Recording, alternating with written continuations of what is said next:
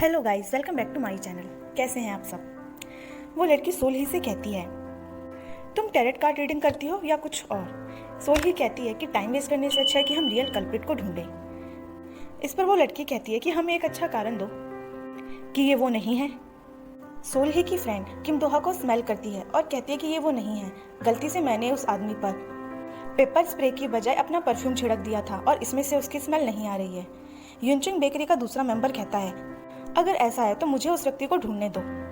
वो एक एक करके सभी को स्मेल करता है और फाइनली उस आदमी को ढूंढ लेता है जो भीड़ में ही छुपा हुआ होता है। सभी लोग उसके पास चले जाते हैं और किम दोहा को छोड़ देते हैं। सोलही कहती है कि अब सब कुछ ठीक हो चुका है तो तुम यहाँ से जा सकते हो।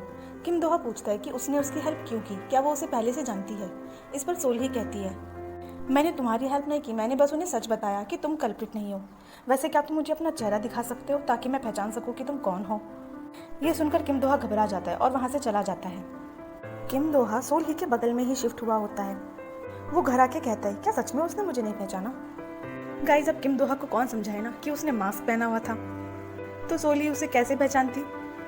दूसरी तरफ सोलही कहती है कि वो पक्का झूठ तो नहीं बोल रहा था, वो कल्प्रिट तो नहीं है, लेकिन उसमें कुछ तो गड़बड़ है। इतने सारे लोगों ने उसे घेरा हुआ था, लेकिन जब उन्होंने उसका मास्क उतारने की कोशिश की तो वो घबरा गया। किम दोहा हैकचुन बीच पर मिसिंग हुए पर्सन का केस गूगल पर सर्च करता है, लेकिन किसी वजह से घबराकर बैक आ जाता है। जैसे ही वो अपना सामान अनपैक कर रहा होता है, लाइट चली जाती है। स्विच ढूंढते वक्त दीवार पर बनी हुई एक आकृति देखकर वो डर जाता है और चिल्लाकर नीचे गिर जाता है। सोलही विंडो से देखती है तो उसको बगल वाले रूम की लाइट ऑफ दिखती है, इसलिए वो सोचती है कि शायद उसे कोई गलतफहमी हुई होगी और बेचारा किम दोहा, उसे रात को बिना लाइट के ही सोना पड़ता है। नेक्स्ट मॉर्निंग किम दोहा आसपास के लोगों की चहल पहल देख के बहुत ही खुश होता है। दूसरी तरफ सोलही अपनी क्लाइंट के साथ उसकी डॉटर इन लो बनकर साइट चेक करने के लिए जाती है। वो उस लेडी से कहती है कि माँ, आपने मुझे बताया नहीं कि हम हाइकिंग में जा रहे थे। वो लेडी कहती है, अरे मुझे भी कहाँ पता था। प्रॉपर्टी डीलर कहता है कि सास और बहू में तो कितना प्यार है। सोलही पूछती है, क्या हम यही बात नहीं कर सकते। इस पर वो डीलर कहता है कि यहाँ से वो नज़ारा देखने को नहीं मिलेगा, जब तक आप अपनी आंखों से देखोगे नहीं तब तक आप कैसे कॉन्ट्रैक्ट साइन करोगे। तभी उस लेडी को वहाँ पर एक डियर दिखाई देता है, वो उसे चॉकलेट ऑफर करती है। इस पर सोलही कहती है कि वो डियर नहीं, एक एल्क है। सोलही का दिमाग चलता है और वो पूछती है कि क्या ये जगह ग्रीन बेल्ट के अंदर आती है। डीलर कहता है, अरे बिल्कुल नहीं, ये तुम क्या कह रही हो, देखो तुम्हें वहाँ स्मोक नहीं दिखाई दे रही, वहाँ पे कंस्ट्रक्शन का वर्क चल रहा है। सोलही के कानों में बेल बजने लगती है और उसे पता चल जाता है कि वो झूठ बोल रहा है। वहाँ पर एक नई GTX लाइन भी खुल रही है। अभी तक ये न्यूज़ ऑफिशियली रिलीज नहीं हुई है, इसीलिए ज़्यादातर लोगों को इस बारे में पता नहीं है। अगर आपने जल्दी डिसाइड नहीं किया तो ये सारी जगह बिक जाएगी। वो एल्क उन सबको डरा रहा होता है। सोलही उस लेडी को कान में सब कुछ बता देती है। वो दोनों वहाँ से जाने लगती हैं कि तभी वहाँ पर वो एल्क आ जाता है। उस एल्क को देखकर वो दोनों तो वहाँ से भाग जाती है, लेकिन बेचारा प्रॉपर्टी डीलर एल्क उस पर हमला कर देता है। उसकी सर्विस से खुश होकर वो लेडी सोलही को एक्स्ट्रा मनी देती है। सोलही मनी लेकर बैंक जाती है और कहती है कि मुझे ये तब तक करना होगा जब तक कि मैं बिल्डिंग की ऑनर नहीं बन जाती। फिर वो अपने फ़ोन में एक मैसेज देखती है, इस महीने का सेटलमेंट अमाउंट $12,780।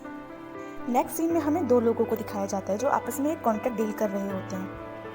वो आदमी उस लेडी से कहता है कि छोटे छोटे शहरों में लोगों को ठीक से प्राइमरी मेडिकल केयर भी नहीं मिल पाता है और उन्हें बड़े बड़े शहरों में जाना पड़ता है। इस पर वो लेडी कहती है कि मैं भी एग्री करती हूँ, डॉक्टरों को ज़्यादा से ज़्यादा ट्रेनिंग दिलानी चाहिए और उन जगहों पर पब्लिक हेल्थ केयर भी प्रोवाइड कराने चाहिए। तभी वहाँ सोलही आती है। वो आदमी सोलही से पूछता है, आपकी तारीफ। सोलही कहती है कि आप खुद ही क्यों नहीं गैस कर लेते। इस पर वो आदमी कहता है कि क्या तुम इस औरत की बेटी हो। वो लेडी कहती है, बेटी? तुम बहन या फिर भतीजी नहीं कह सकते थे। सोलही कहती है, मिस्टर ज़रा होश में आइए, ये कोई डॉक्टर नहीं है। वो लेडी कहती है कि देखो मैं डॉक्टर ही हूँ, इसको तुम ऐसे ही मजाक करने की आदत है। सोलही कहते हैं कि मैं मजाक नहीं कर रही है, अगर तुम अपने सारे पैसे खोना नहीं चाहते तो बस एक खाने के पैसे भरो और यहाँ से चले जाओ। वो आदमी सोलही की बात सुन के वहाँ से चले जाता है। फिर वो उस लेडी को सेटलमेंट अमाउंट का मैसेज दिखाकर कहती है कि वो ये पे नहीं करेगी। इस पर वो लेडी सोलही से कहती है, तुमने ही तो कहा था मैं ये पैसे अपने लिविंग एक्सपेंस के लिए खर्च कर सकती हूँ। सोलही कहती है, तुम्हें क्या लगता है हम बहुत ज़्यादा अमीर हैं। सोलही कहती है, तुमने मुझसे प्रॉमिस किया था कोई भी ऐसी उल्टे सीधे हरकतें नहीं करोगी, इसलिए मैंने तुम्हें अपना कार्ड दिया। वो लेडी कहती है, तुम्हें पता भी है कि मैंने कितनी मेहनत की थी। मैंने प्रोफेसर की नॉलेज हासिल की, सारे प्रॉप्स तैयार किए, ड्रेस तैयार की, उसके बाद जाकर मैं उस इंसान से मिली। इस पर सोल ही कहती है, वही तो मैं भी कह रही हूँ कि लोगों को बेवकूफ़ बनाना बंद करो। वो लेडी भड़क कर सोल ही पर चिल्लाती है कि मुझे तो तुम्हें जेल में डाल देना चाहिए, तुम मेरे साथ ऐसा कैसे कर सकती हो। सोल ही कहती है कि अगर तुमने दोबारा कुछ भी ऐसा किया तो वो कभी दोबारा उससे नहीं मिलेगी। वो लेडी कहती है, क्या कहा तुमने, तुम मुझसे दोबारा नहीं मिलोगी? क्योंकि तुम खुद का झूठ नहीं सुन सकते इसलिए ये सब बोल रही हो ना। और ये कहकर वो वहाँ से चली जाती है।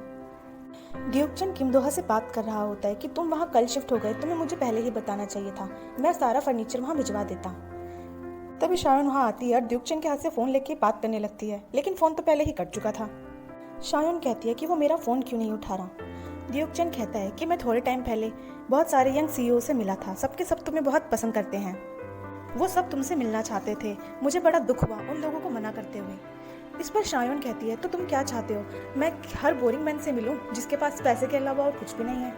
ड्यूकचन कहता है, मैं सिर्फ इतना चाहता हूँ कि तुम उस आदमी से मिलो जिसे तुम पसंद करो।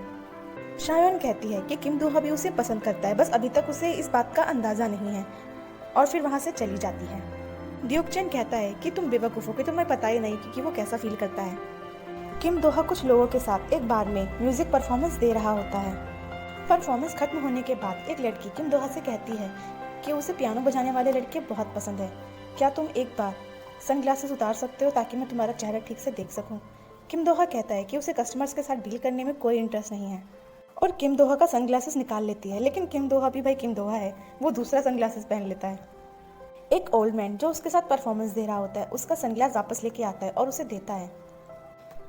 वो ओल्ड मैन कहता है, मुझे लगा था उस लेडी का म्यूजिक में टेस्ट अच्छा है इसलिए वो यहाँ आती है, लेकिन मैं नहीं जानता था कि वो यहाँ तुम्हारा नंबर लेने के लिए आई है। भीड़ को देखकर किम दोहा छिप जाता है। वो ओल्ड मैन किम दोहा से कहता है, जब मैं पहली बार स्टेज पे परफॉर्मेंस दे रहा था तो मेरे हाथ स्टिक को होल्ड भी नहीं कर पा रहे थे और वो बुरी तरीके से कांप रहा था। तब उसके एक दोस्त ने उससे कहा कि तुम ऐसा मान लो सामने बैठी हुई ऑडियंस एक ज़ॉम्बी है, तब तुम्हें अच्छा फील होगा। किम दोहा पूछता है कि उसके बाद उसे क्या अच्छा फील हुआ था। इस पर वो ओल्ड मैन कहता है, बिल्कुल नहीं, मैं तो और भी ज़्यादा नर्वस हूँ, लेकिन हो सकता है कि ये तुम्हारे लिए कारगर साबित हो। तुम ऐसा सोच लो कि ये सारी भीड़ एक ज़ॉम्बी है। किम दोहा कहता है कि तब तो मुझे और भी डरना चाहिए। वो ओल्ड मैन कहता है कि तुम भीड़ से इतना डरते क्यों हो, अगर तुम्हें पैसे नहीं चाहिए तो तुम स्टेज पर आते क्यों हो। किम दोहा कहता है कि मुझे म्यूज़िक पसंद है और उसमें उसे मज़ा आता है। इस पर वो ओल्ड मैन कहता है कि मुझे लगा था कि तुम मेरे लिए वहाँ आते हो क्योंकि तुम मुझे पसंद करते हो।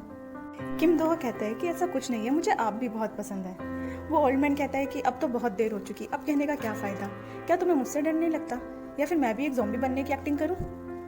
किम दोहा और सोल ही दोनों ही सॉसर मैच के बहुत ही बड़े फ़ैन होते हैं। मैच स्टार्ट होते ही सोल ही का पागलपन शुरू हो जाता है। उसकी आवाज़ सुनकर किम दोहा डर जाता है। विंडो से बाहर जाकर देखता है तो उसे पता चलता है कि आज तो सॉसर का मैच है। वो भी फटाफट से टी शर्ट पहनकर फ़ोन में मैच चलाकर देखने लगता है। दोनों ही फूड डिलीवर करते हैं, लेकिन डिलीवरी मैन से गलती हो जाती है। सोल ही किम दोहा को बगल वाले रूम में देखकर पूछती है कि वो यहाँ कब शिफ्ट हुआ। किम दोहा कहता है कि वो कल रात को ही यहाँ शिफ्ट हुआ था। इस पर सोल ही का रिएक्शन होता है कि अरे यार, रात के टाइम पे कौन शिफ्ट होता है। जैसे ही अंदर आके वो दोनों पैकेज चेक करते हैं, उन्हें पता चलता है कि ऑर्डर गलत रिसीव हुआ है। वो दोनों खाना एक्सचेंज करते हैं। सोल ही किम दोहा से पूछती है कि कहीं उसने उसके में से खाया तो नहीं। किम दोहा कहता है कि नहीं। सोल ही के कानों में कोई बेल नहीं बजती, इसलिए उसे पता चल जाता है कि किम दोहा सही कह रहा है।